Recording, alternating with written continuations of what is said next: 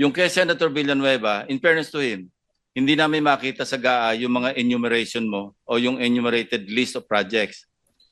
As para sa Senator Jinggoy, nakita namin talaga yung 7 items kasi item for item, chinek namin, nagtugma doon sa sinabi mo. But in fairness to Senator Villanueva, unless you modify the list that you enumerated at tumama doon sa aming chinecheck, then we will also hold him into account. But as of now, we cannot. That's why I did not mention him.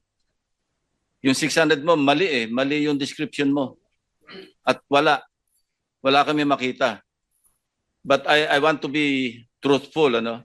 As para Senator Jinggoy, nakita namin 355. Now, ibang usapan yon doon sa sinasabi mong 30%. The burden of proof is on you. Kasi sinabi mo, merong 30% si Senator Jinggoy.